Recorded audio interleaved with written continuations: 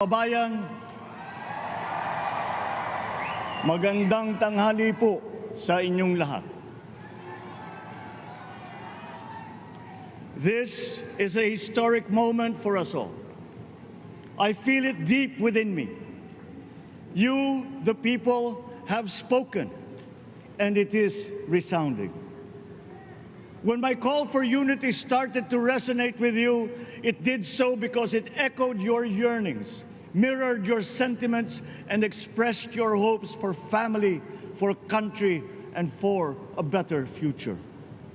That is why it reverberated and amplified as it did, to deliver the biggest electoral mandate in the history of Philippine democracy. By your vote, you rejected the politics of division. I offended none of my rivals in this campaign. I listened instead to what they were saying, and I saw little incompatibility with my own ideas about jobs, fair wages, personal safety, and national strength, and ending want in a land of plenty. I believe that if we but focus on the work at hand and the work that will come to hand, we will go very far under my watch. You believe that too. At pinakinggan ko ang tinig ninyo na ang sinisigaw ay pagkakaisa, pagkakaisa, pagkakaisa. We will go farther together than against each other, pushing forward, not pulling each other back, out of fear, out of a misplaced sense of weakness. But we are the furthest from weak. The Filipino diaspora flourishes even in the most inhospitable climes, where they are valued for their quality. The changes we seek will benefit all and will shortchange no one. I was not the instrument of change. You were that. You made it happen. I am now. You picked me to be your servant, to enable changes to benefit all. I fully understand the gravity of the responsibility that you've put on my shoulders. I do not take it lightly, but I am ready for the task. I will need your help. I want to rely on it. But rest assured, I do not predicate success on the wide cooperation that's needed. I will get it done. I once knew a man who saw what little had been achieved since independence in a land of people with the greatest potential for achievement, and yet they were poor. But he got it done, sometimes with the needed support, sometimes without. So will it be with his son. You will get no excuses from me.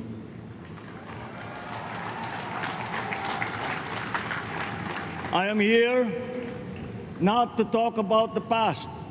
I am here to tell you about our future.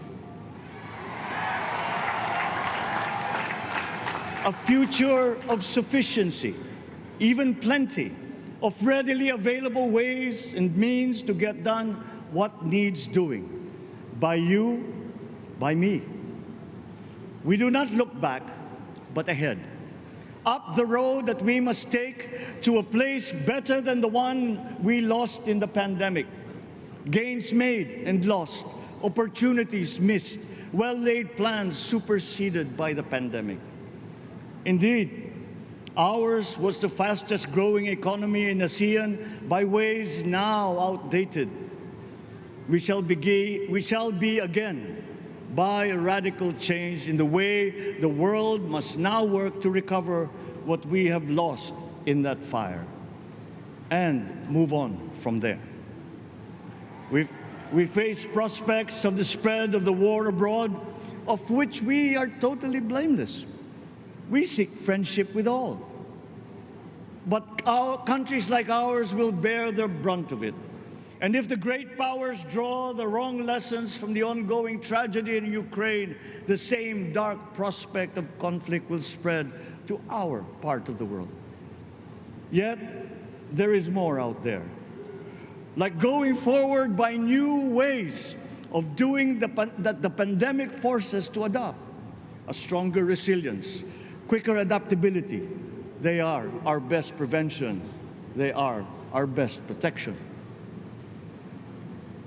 Quiet reflection in a rough and tumble campaign of a breadth and intensity never experienced revealed some of them, such as a willingness to listen despite the noise, the hesitation to quarrel over differences, and to never, ever give up hope of reconciliation.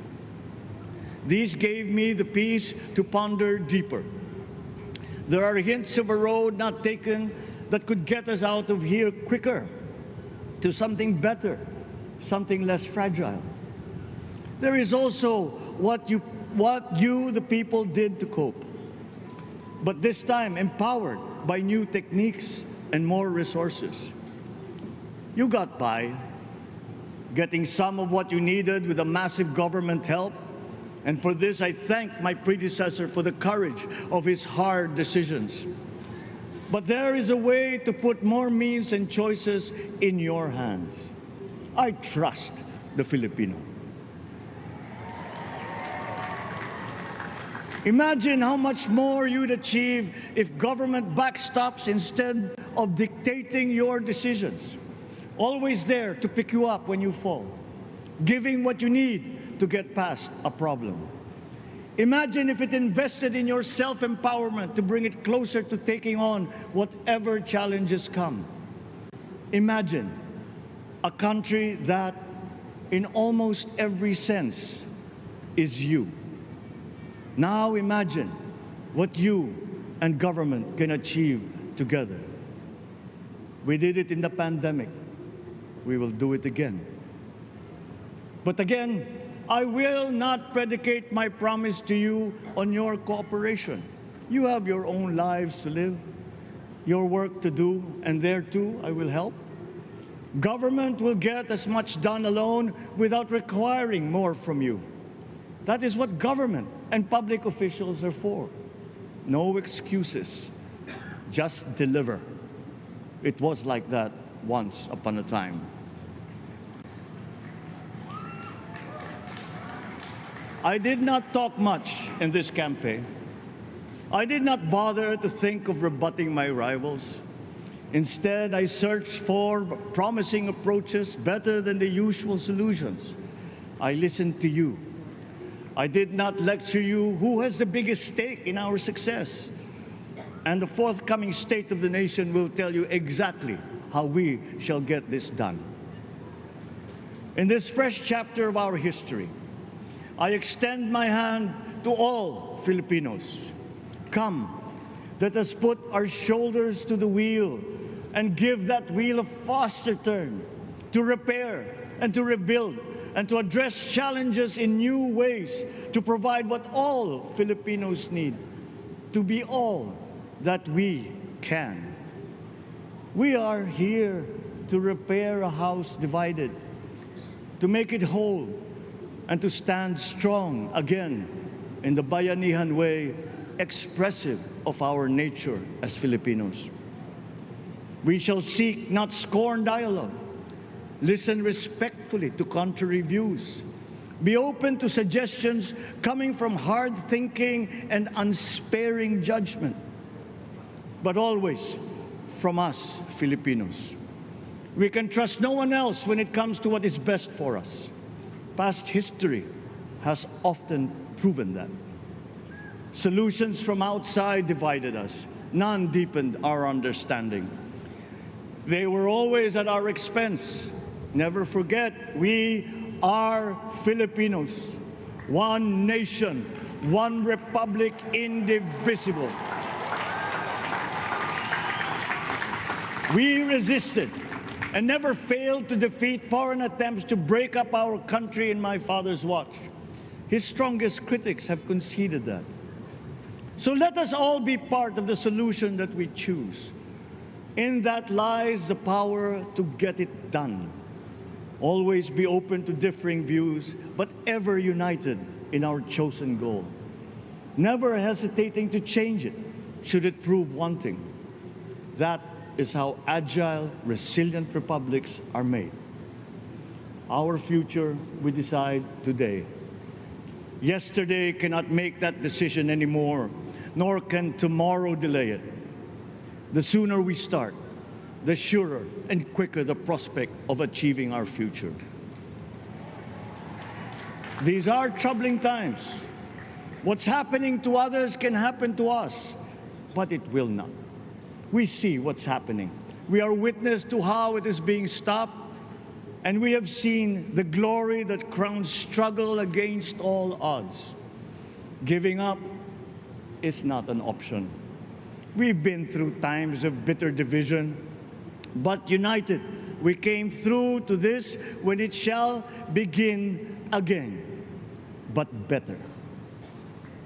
The campaigns I've run have taken me here where I stand today. I listened to you, and this is what I have heard. We all want peace in our land.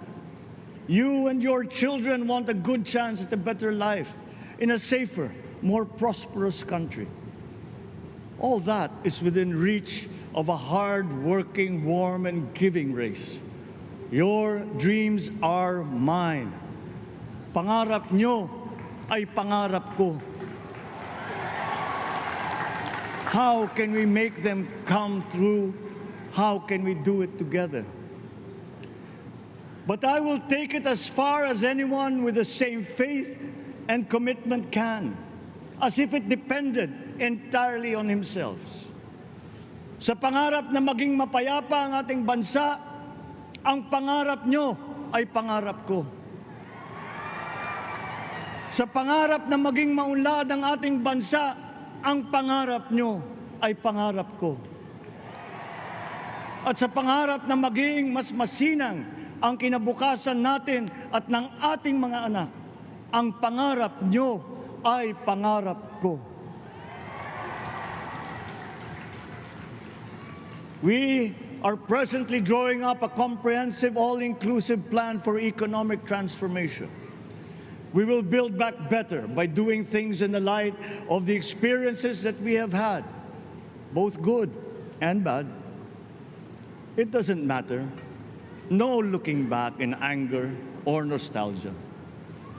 In the road ahead, the immediate months will be rough, but I will walk that road with you. The pandemic ravaged bigger economies than ours. The virus is not the only thing to blame. What had been well built was torn down. We will build it back better. The role of agriculture cries for the urgent attention that its neglect and misdirection now demands. Food self-sufficiency has been the key promise of every administration. None but one delivered. There were inherent defects in the old ways and in recent ways too. The trade policy of competitive advantage made the case that when it comes to food sufficiency, a country should not produce but import what other countries make more of and sell cheapest. Then came Ukraine. The most vulnerable when it comes to food are the countries furthest away from the conflict, those bearing no blame for provoking it. Yet they face the biggest risk of starvation. If financial aid is poured into them, though it never is, there is nothing to buy. Food is not just a trade commodity. Without it, people weaken and die. Societies come apart. It is more than a livelihood. It is an existential imperative and a moral one. An agriculture damaged and diminished by unfair competition will have a harder time or will have no prospects at all of recovering. Food sufficiency must get the preferential treatment the richest free trade countries always gave their agricultural sectors. Their policy boils down to don't do as we do. Do what we tell you to.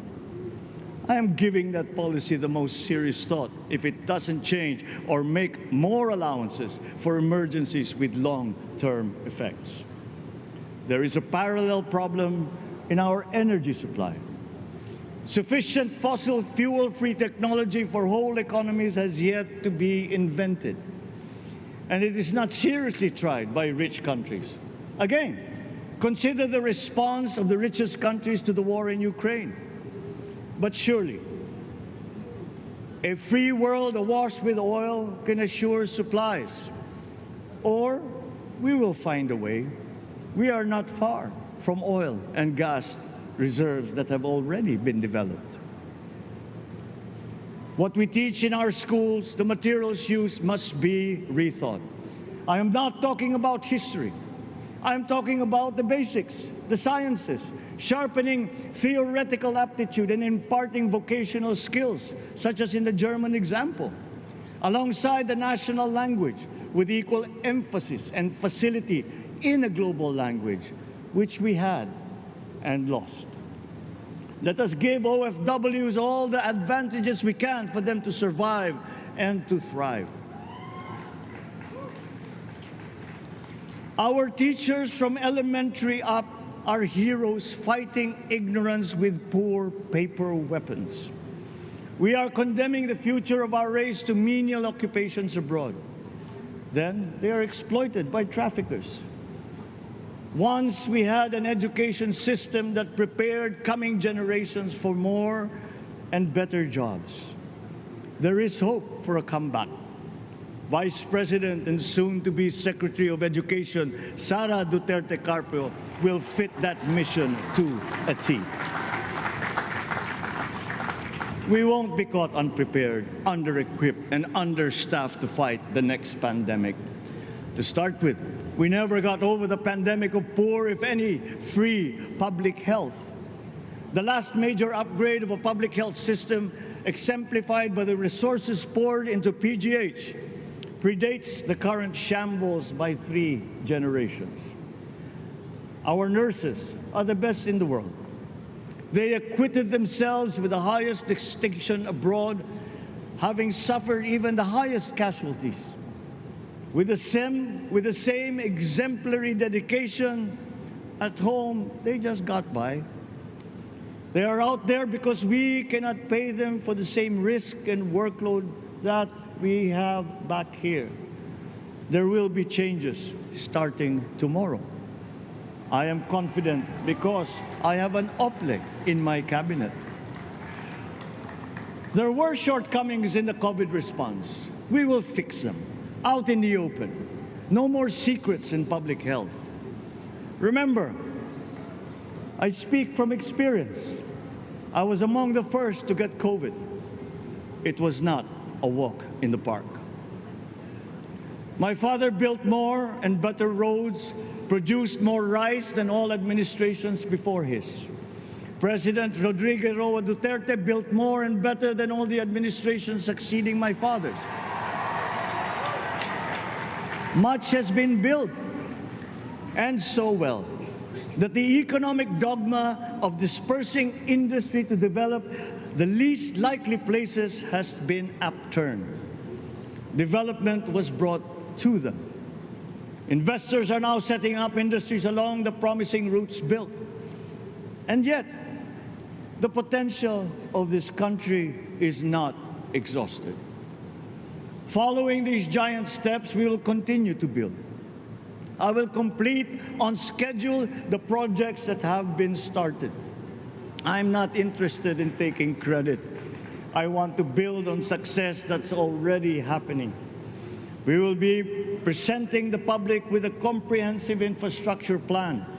6 years could be just about enough time. No part of our country will be neglected.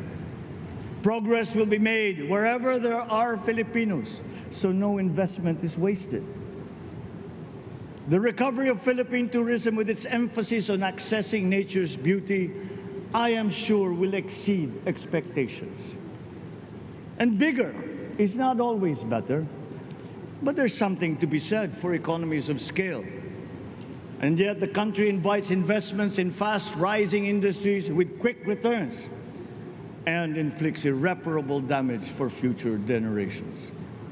We have yet to see large-scale practical solutions to pollution, though some are beginning to emerge.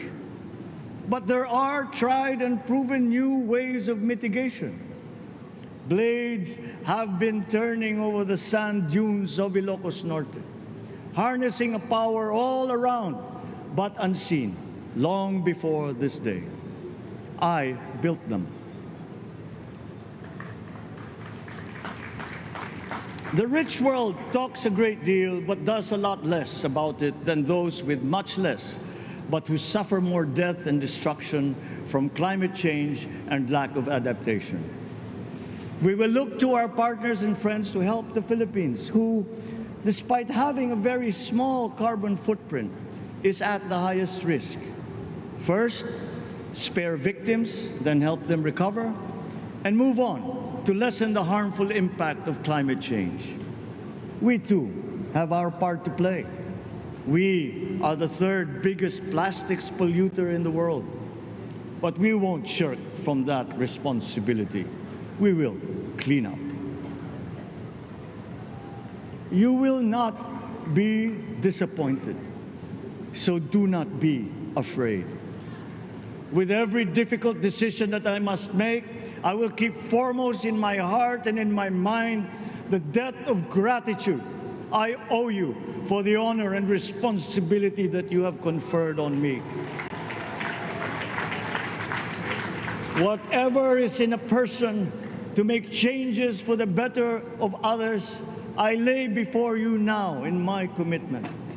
I will try to spare you. You have your other responsibilities to carry. But I will not spare myself from shedding the last bead of sweat or giving the last ounce of courage and sacrifice. And if you ask me why I am so confident of the future, I will answer you simply that I have 110 million reasons to start with. Such is my faith in the Filipino.